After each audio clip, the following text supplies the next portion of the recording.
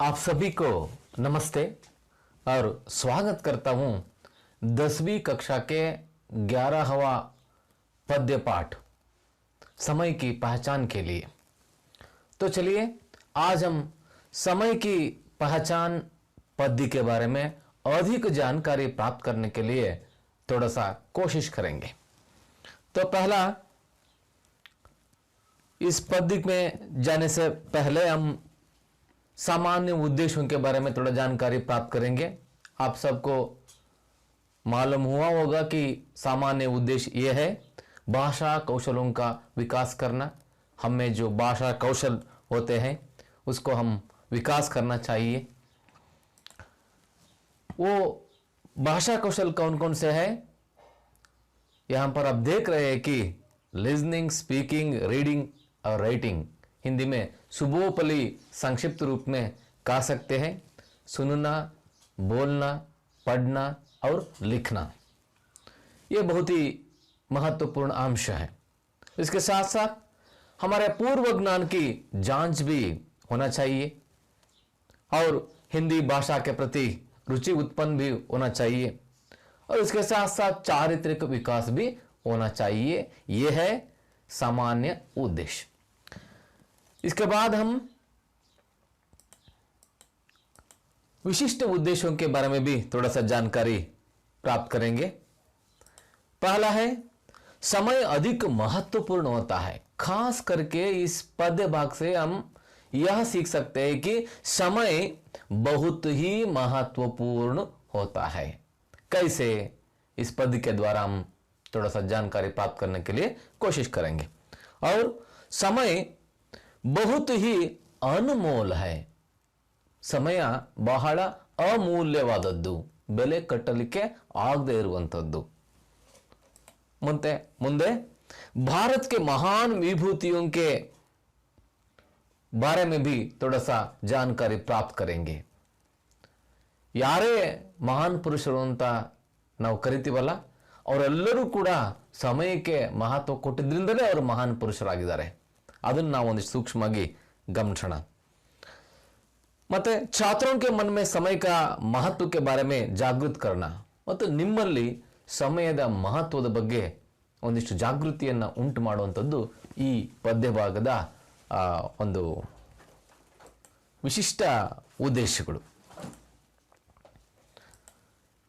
ಈ ವಿಶಿಷ್ಟ ಉದ್ದೇಶಗಳು ಮತ್ತು ಸಾಮಾನ್ಯ ಉದ್ದೇಶಗಳನ್ನು ನೋಡಿದ ನಂತರ ನಾವು ಲೇಖಕ ಪರಿಚಯವನ್ನು ಮಾಡ್ಕೊಳ್ಳೋಣ।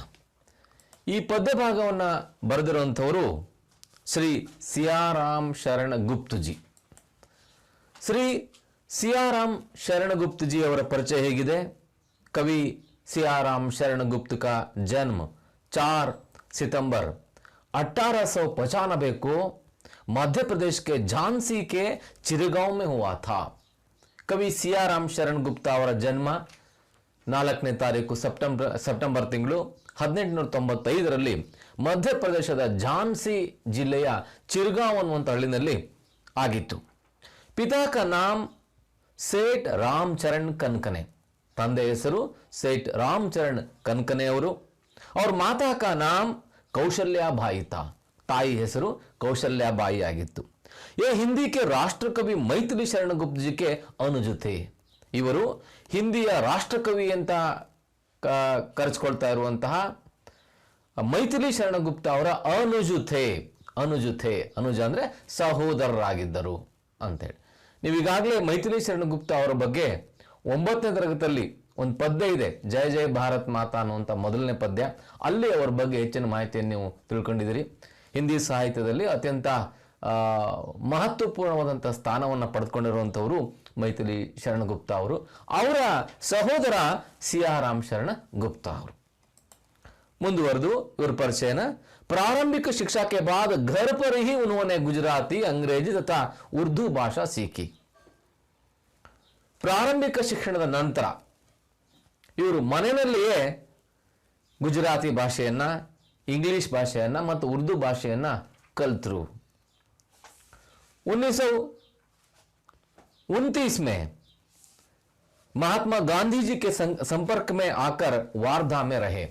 1929 ಅಂದ್ರೆ ಸ್ವಾತಂತ್ರ್ಯ ಬರೋದಕ್ಕಿಂತ ಪೂರ್ವದಲ್ಲಿ ಮಹಾತ್ಮ ಗಾಂಧೀಜಿಯವರ ಏನು ಆಂದೋಲನ ನಡೀತು, ಇಡೀ ದೇಶದಾದ್ಯಂತ ಅವರ ಪ್ರಭಾವ ಇತ್ತು, ಅವರ ಒಂದು ಸಣ್ಣ ಕರೆಗೆ ಇಡೀ ದೇಶ ಹೋಗೊಡ್ತಾ ಇತ್ತು. ಅಂಥ ಸಂದರ್ಭದಲ್ಲಿ ಮಹಾತ್ಮ ಗಾಂಧಿಯವರ ಪ್ರಭಾವಕ್ಕೊಳಗಾದಂಥ ಅನೇಕರಲ್ಲಿ CR ಶರಣಗುಪ್ತ ಅವರು ಕೂಡ ಒಬ್ಬರು. ಅವರು ಕರೆಗೆ ಹೋಗೊಟ್ಟು ಅವರು ತಮ್ಮ ಮನೆಯನ್ನು ಬಿಟ್ಟು ವಾರ್ಧಾಕ್ಕೆ ಹೋಗ್ತಾರೆ. ಗಾಂಧೀಜಿಯವರ ಕಾರ್ಯಕ್ಷೇತ್ರವಾಗಿದ್ದಂಥ ವಾರ್ಧಾಕ್ಕೆ ಹೋಗಿ ಗಾಂಧೀಜಿಯವರ ಜೊತೆಗೆ ಅನೇಕ ಸತ್ಯಾಗ್ರಹಗಳಲ್ಲಿ ಮತ್ತು ಅವರ ಹೋರಾಟಗಳಲ್ಲಿ ಪಾಲ್ಗೊಳ್ತಾರೆ. ಇದರ ನಂತರ ಇವರ ಕೆಲವು ಪ್ರಮುಖ ರಚನೆಯನ್ನು ನೋಡೋಣ. ಮೌರ್ಯ ವಿಜಯ ಅನ್ನುವಂಥದ್ದು, ಅನಾಥ್ ಅನ್ನುವಂಥದ್ದು, ವಿಷಾದ್ ಅನ್ನುವಂಥದ್ದು, ಆದ್ರಾ ಅನ್ನುವಂಥದ್ದು, ಆತ್ಮೋತ್ಸರ್ಗ, ಮೃಣಮಯಿ, ಬಾಪು, ನಕುಲ್ ಆದಿ ಇವರು ಬರೆದಂಥ ಪ್ರಮುಖ ಕೃತಿಗಳ ಹೆಸರು.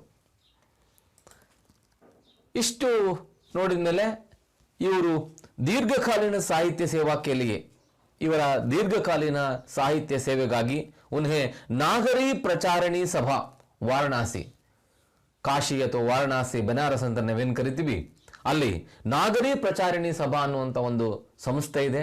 ಬಹಳ ವರ್ಷಗಳಿಂದ ಹಿಂದಿಯ ಒಂದು ಉತ್ಥಾನಕ್ಕಾಗಿ ಅನೇಕ ಕಾರ್ಯಕ್ರಮಗಳನ್ನು ಹಾಕ್ಕೊಂಡು ಕೆಲಸ ಮಾಡ್ತಾ ಇದೆ. ನಮ್ಮಲ್ಲಿ ಹೇಗೆ ಕನ್ನಡ ಸಾಹಿತ್ಯ ಪರಿಷತ್ತು ಅಂತ ಕನ್ನಡದಲ್ಲಿದೆಯೋ ಹಾಗೆ ನಾಗರಿ ಪ್ರಚಾರಣಿ ಸಭಾ ಅನ್ನುವಂಥದ್ದು ಬಹಳ ಹೆಸರುವಾಸಿಯಾದಂಥದ್ದು. ಅವರು ಕೆಲವು ಪ್ರತಿ ವರ್ಷನೂ ಕೂಡ ಕೆಲವು ಪ್ರಶಸ್ತಿ ಪುರಸ್ಕಾರಗಳನ್ನು ನೀಡ್ತಾರೆ. ಅಂತಹ ಒಂದು ಪ್ರಶಸ್ತಿನಲ್ಲಿ ಸುಧಾಕರ್ ಪದಕ್ ಅನ್ನುವಂಥದ್ದು ಕೂಡ ಒಂದು. ಅಂತಹ ಸುಧಾಕರ್ ಪದಕವನ್ನು ಪಡೆದಂಥವರು CR ಶರಣಗುಪ್ತಜಿ ಅವರು. 29 ಮಾರ್ಚ್ 1963 में इनका निधन हुआ. ಮಾರ್ಚ್ ತಿಂಗಳು 29ನೇ ತಾರೀಕು 1963ನೇ ಇಸ್ವಿನಲ್ಲಿ ಇವರ ನಿಧನ ಆಗುತ್ತೆ. ಇದಿಷ್ಟು ಕವಿ CR ಶರಣಗುಪ್ತಜಿ ಅವರ ಸಂಕ್ಷಿಪ್ತ ಪರಿಚಯ. ಇದರ ನಂತರ ನಾವು ಈ ಪದ್ಯ ಭಾಗದಲ್ಲಿ ಬಂದಿರುವಂತಹ ಶಬ್ದಾರ್ಥಗಳ ಬಗ್ಗೆ ಒಂದಿಷ್ಟು ಗಮನ ಹರಿಸೋಣ. ಹೊಸ ಶಬ್ದಗಳು ಯಾವ್ಯಾವ ಇದಾವೆ ಅಂತೇಳಿ. ಮೊದಲನೇದು ಉದ್ಯೋಗಿ ಅಂತ ಇದೆ. ಉದ್ಯೋಗಿ ಅಂದ್ರೆ ಪರಿಶ್ರಮಿ, ಮೆಹನತಿ. ಕನ್ನಡದಲ್ಲಿ ಹೇಳೋದಾದ್ರೆ ಶ್ರಮಿಕ ಅಥವಾ ಕೆಲಸಗಾರ, ಕಾರ್ಮಿಕ ಅಂತಾನು ಹೇಳ್ಬೋದು. ಸೌಖ್ಯ, ಸುಖ ಅಂತ ಕನ್ನಡದಲ್ಲೂ ಕೂಡ ಸುಖದಿಂದ ಬಂದಂಥದ್ದು ಸೌಖ್ಯ ಅಂತ ನಾವು ಅದನ್ನ ಕರಿತೀವಿ. ಆಲಸ್ಯ, ಕಾಮಚೋರಿ, ಸೋಮಾರಿತನ, ಮೈಗಳ್ಳತನ, ಕೆಲಸ ಮಾಡದೇ ಇರುವುದು. ಬಹಾನ, ಬಾತ್ ಟಾಲ್ನಾ, ನಾಮ ಮಾತ್ರ ಕಾ ಕಾರಣ ಅಂದ್ರೆ ನೆಪ ಮಾತ್ರ, ಕನ್ನಡದಾಗ ನೆಪ ಅಂತ ಹೇಳ್ತಾರೆ. ನಂತರ ದ್ರವ್ಯ, ಧನ, ಪದಾರ್ಥ, ಸಾಮಗ್ರಿ, ಸಂಪತ್ತು. ಕನ್ನಡದಲ್ಲೂ ಕೂಡ ದ್ರವ್ಯ ಅಂತ ಬಳಸ್ತಾರೆ. ಸಂಪತ್ತು, ಟೋಟಲ್ ಆಗಿ ಸಂಪತ್ತು ಅಂತ ನಾವು ಹೇಳ್ಬೋದು. ಅನುಪಮ ಆ ಶಬ್ದವೇ ಹೇಳಾಗೆ ಉಪಮೇಯ ಇಲ್ಲದೆ ಇರುವಂಥದ್ದು. ಅನೋಖ, ಬೇಜೋಡು. ಉಪಮಾ ವಿಹೀನ್ ಅಂದ್ರೆ ಅನುಪಮ. ಕನ್ನಡದಲ್ಲೂ ಕೂಡ ಅನುಪಮ ಅಂದ್ರೆ ಹೋಲಿಕೆ ಅದಕ್ಕೆ ಇಲ್ಲದೆ ಇರುವಂಥದ್ದು. ಅನುಪಮ, ಅದ್ವಿತೀಯ ಅಂತಲೂ ಕೂಡ ನಾವು ಕೇಳಿರ್ತೀವಿ ಅನೇಕ ಶಬ್ದಗಳನ್ನ. ಅದ್ವಿತೀಯ ಅಂದ್ರೆ ದ್ವಿತೀಯ ಅಂದ್ರೆ ಎರಡನೇದು, ಅದ್ವಿತೀಯ ಅಂದ್ರೆ ಎರಡನೆಯದು ಇಲ್ಲದೆ ಇರುವಂಥದ್ದು, ಅಂದ್ರೆ ಸರಿಸಾಟಿ ಇಲ್ಲದೆ ಇರುವಂಥದ್ದು. ಅದಕ್ಕೆ ಅದೇ ಸಾಟಿನೇ ಹೊರತು ಅದನ್ನ ಬಿಟ್ಟು ಬೇರೆ ಅದಕ್ಕೆ ಈಕ್ವಲ್ ಆಗಿ ಯಾವುದು ಇಲ್ಲದೆ ಇರುವಂಥದ್ದನ್ನು ನಾವು ಅನುಪಮ ಅಥವಾ ಅದ್ವಿತೀಯ ಅಂತ ಕರಿತೀವಿ. ಅಪೂರ್ವ ಅನ್ನುವಂಥ ಒಂದು ಶಬ್ದನೂ ಕೂಡ ಕೇಳಿರ್ಬೇಕು ನೀವು. ಅಪೂರ್ವ ಅಂದ್ರೆ ಈ ಹಿಂದೆ ಇಲ್ಲದೆ ಇರುವಂಥದ್ದನ್ನ ಅಪೂರ್ವ ಅಂತ ಕರಿತೀವಿ. ತುಚ್ಛ, ಛೋಟ, ಕ್ಷುದ್ರ, ನಿಸ್ಸಾರ, ಅಲ್ಪ. ಕನ್ನಡದಲ್ಲೂ ಕೂಡ ತುಚ್ಛ ಅಂತ ಕರಿತೀವಿ. ಕನಿಷ್ಠ ಅಂದ್ರೆ ಯಾತಕ್ಕೂ ಬರದೇ ಇರುವಂತಹ, ಸಾರಹೀನವಾದಂತಹ ಅನ್ನೋ ಅರ್ಥದಲ್ಲಿ. ಪಲ್ ಅಂದ್ರೆ ಕ್ಷಣ, ಒಂದು ನಿಮಿಷ ಅನ್ನೋ ಅರ್ಥದಲ್ಲಿ ಅದನ್ನು ನಾವು ಕ್ಷಣ ಅನ್ನೋ ಅರ್ಥದಲ್ಲಿ ಬಳಸ್ತೇವೆ. ಚಿತ್ತು, ಮನ, ಧ್ಯಾನ, ಅಂತಃಕರಣ, ಗಮನ ಅಥವಾ ಕನ್ನಡದಲ್ಲೂ ಕೂಡ ಧ್ಯಾನ ಅಂತಲೂ ಕೂಡ ಬಳಸ್ತೀವಿ. ಇದನ್ನ ಮನಸ್ಸು ಅಂತಲೂ ಹೇಳ್ಬೋದು. ವಿಶ್ವಾಸ್, ಭರೋಸಾ, ಯಕೀನ್, ವಿಶ್ವಾಸ್. ಕನ್ನಡದಲ್ಲೂ ಅದೇ ಅರ್ಥದಲ್ಲಿ ಬಳಕೆ ಆಗುತ್ತೆ. ಸುಸಮಯ, ಅಚ್ಛಾಸ ಸಮಯ, ಉತ್ತಮ ಅವಸರ, ಸುಸಮಯ, ಒಳ್ಳೆಯ ಸಮಯ, ಸುಸಂದರ್ಭ. ಖೋನ, ಗವಾನ, ಕಳೆದುಕೊಳ್ಳುವುದು. ಸರ್ವತಾ, ಸದಾ, ಹಮೇಶ, ಯಾವಾಗಲೂ, ನಿರಂತರವಾಗಿ. ಇನ್ನು ಇಷ್ಟು ನಾವು ಹೊಸ ಶಬ್ದಗಳನ್ನು ಗಮನಿಸಿ ಆದಮೇಲೆ ನಾವು ಈ ಪದ್ಯವನ್ನೊಮ್ಮೆ ಓದುವಂತ ಪ್ರಯತ್ನ ಪಡೋಣ. ಒಂದು ಆದರ್ಶ ವಾಚನ ಗಮನ ಇಟ್ಟು ನೋಡ್ಕೋಬೇಕು ನೀವು. उद्योगी को कहाँ नहीं सुसमय मिल जाता, समय नष्ट कर कहीं सौख्य कोई भी पाता.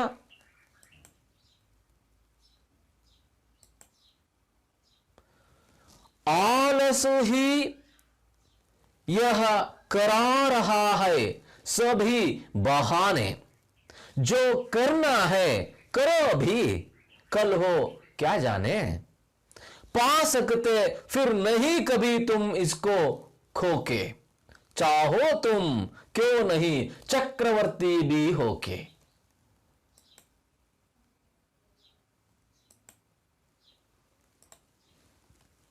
कर सकता कब कौन द्रव्य है इसकी समता, फिर भी तुमको नहीं जरा है इसकी चिंता.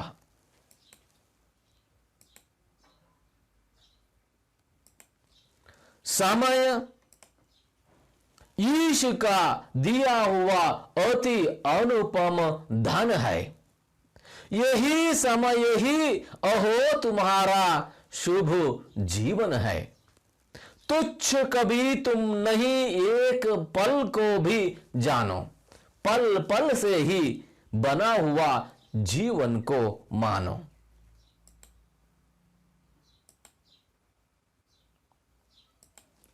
करना है जो काम उसी में चित्त लगा दो, आत्मा पर विश्वास करो संदेह भगा दो.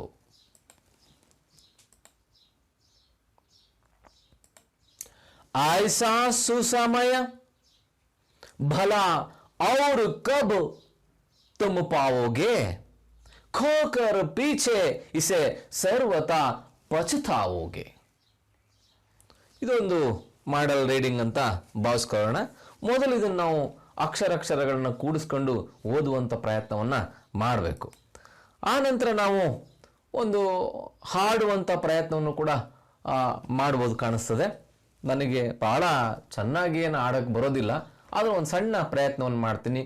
ಮಕ್ಕಳು ನೀವು ಖಂಡಿತವಾಗೂ ನನಗಿಂತ ಚೆನ್ನಾಗಿ ಹಾಡಬಹುದು. ಕನ್ನಡದಲ್ಲಿ ಒಂದು ಗಾದೆ ಮಾತಿದೆ, ಹಾಡ್ತಾ ಹಾಡ್ತಾ ರಾಗ, ಉಗುಳುತ್ತಾ ಉಗುಳುತ್ತಾ ರೋಗ ಅಂತ.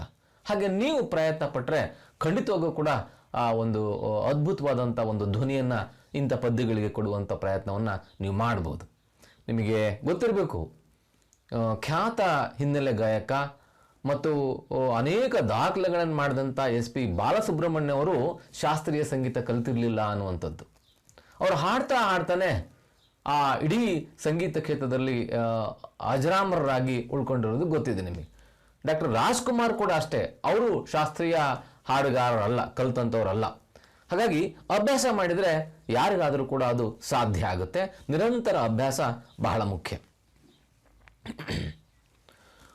ಉದ್ಯೋಗಿ ಕೋ ಕಹಾ ನಹಿ ಸುಸಮಯ ಮಿಲ್ ಜಾತಾ, ಸಮಯ ನಷ್ಟ ಕರ್ कहीं सौख्य कोई भी पाता, सौख्य कोई भी पाता. आलस ही यह करा रहा है सभी बहाने, जो करना है करो अभी, कल हो क्या जाने, कल हो क्या जाने. पा सकते फिर नहीं कभी तुम इसको खोके, चाहो तुम क्यों नहीं चक्रवर्ती भी होके, चक्रवर्ती भी होके. कर सकता कब कौन द्रव्य है इसकी समता, फिर भी तुमको नहीं जरा है इसकी चिंता, जरा है इसकी चिंता.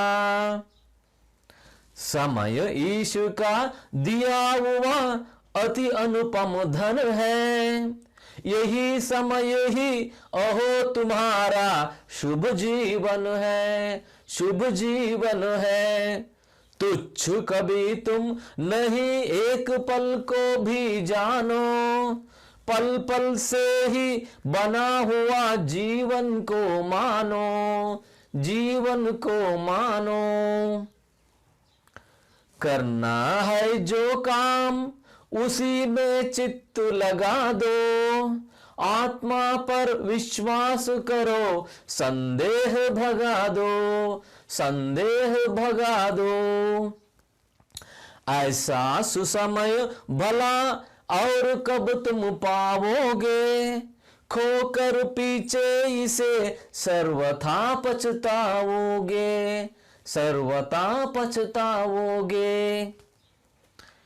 ಇಷ್ಟು ಒಮ್ಮೆ ನಾವು ಈ ಪದ್ಯ ಭಾಗವನ್ನು ಓದಿದ್ವಿ, ಒಂದು ಹಾಡುವಂಥ ಪ್ರಯತ್ನವನ್ನು ಮಾಡಿದ್ವಿ.